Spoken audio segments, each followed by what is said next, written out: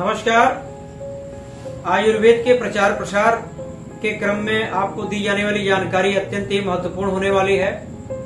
प्राचीन आचार्य ऋषियों ने जिन ज्ञान का ग्रंथों के रूप में आज हमारे सामने रखा है, प्रस्तुत किया है, वह जो है अत्यंत ही महत्वपूर्ण है। इस देश, राष्ट्र और इस उन्नतकारी सरकार से निवेदन है कि ऐसे आयुर्वेद के ग्रंथों को चरितार्थ करने का प्रयास कराएं आज के आधुनिक परिणामों के आधार पर, उसका प्रायोगिक अनुभव प्राप्त हो सके और जनमानस को लाभ मिल सके। इसी के क्रम में कहना है कि आयुर्वेद में नाड़ी की विद्या का वर्णन है।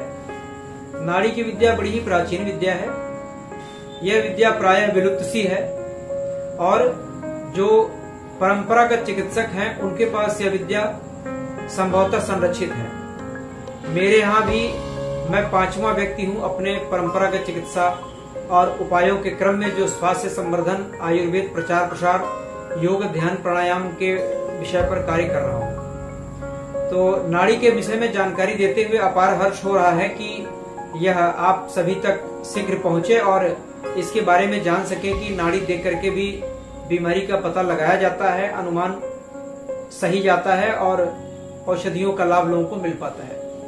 देखिए, व्यक्ति का ये हाथ होता है और हाथ के नीचे, यह हाथ में एक अंगूठा होता है। अंगूठे के नीचे जो है एक ऐसी धमनी है जो जीवात्मा के रहने अथवा न रहने की सूचना देता है। इसको आचार्यों ने श्लोक के अनुसार बताया है, नाड़ी धत्ते मरुत कोपे जलौका सर्पियो गति, कि अगर वायु की नाड़ी चल रही है तो वह जो है जोंक की तरह और सांप की तरह चलेगी। तो हमें जोंक और सांप को देखना चाहिए कि उनकी चाल कैसी है। इसी तरह से पित्त के लिए बताया कि कुलिंग काक मुंडुगत पित्त से कोपते, कि मेढक की चाल से जब नाड़ी फुदक फुदक करके चलती है तो वह पित्त से संबंधित है।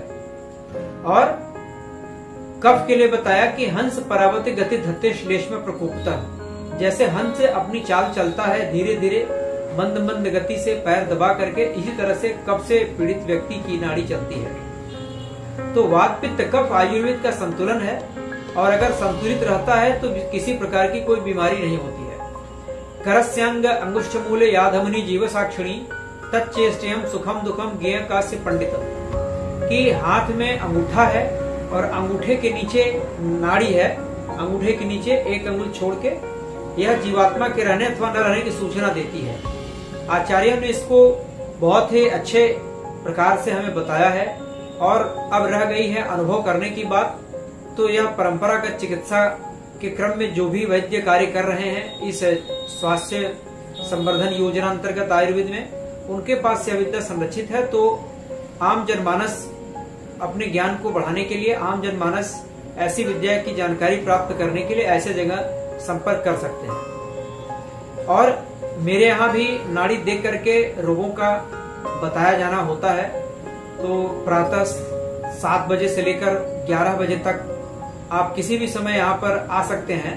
मकुचवा तिराहा पर नाड़ी निदान केंद्र है और नाड़ी देख करके रोग बताने का प्रयास किया जाता है। और एकल वनस्पति, एक वनस्पति जिसका उपाय करके आप स्वस्थ हो सकते हैं, या आपके घरेलू सूखे मसालों के रूप में जो जड़ी बूटियां पड़ी हैं इनके द्वारा उपाय बताया जाता है।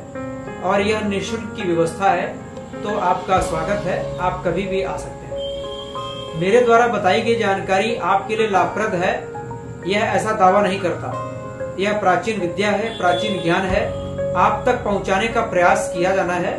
आयुर्वेद विशुद्धियों की ओर से आपके दीर्घायु जीवन, आनंदमय जीवन की कामना करता हूं। नमस्कार।